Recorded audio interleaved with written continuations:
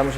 este programa aos nenos e as nenas porque van ser eles quen collan pois, o testigo a quen vayan a vivir no noso rural e quen decidan se van a vivir, se van a traballar, se van a manter o noso territorio e tenen que ter eles tamén ferramentas para facelo. E que é mellor para explicarlles o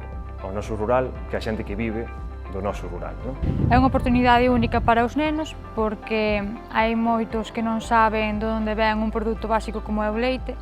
e ao final é algo que están tomando todos os días e está ben ensinarlles de unha maneira diferente e divertida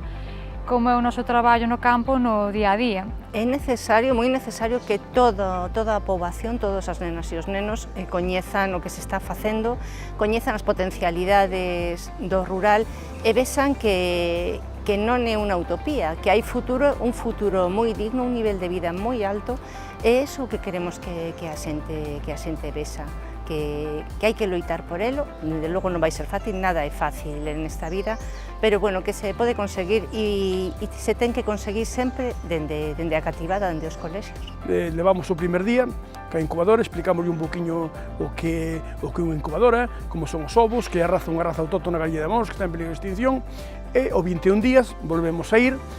e os nenos ven como nacen esos pitiños, e dámoslle unha charla e dámoslle un vídeo para que vexan como o que vimos, non? Para nós foi moi bonito e moi significativo porque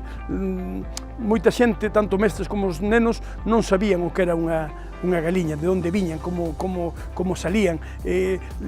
A expresión que ves tanto os mestres como os nenos cando están nacendo os pitos, bueno, ves unha satisfacción tremenda, non?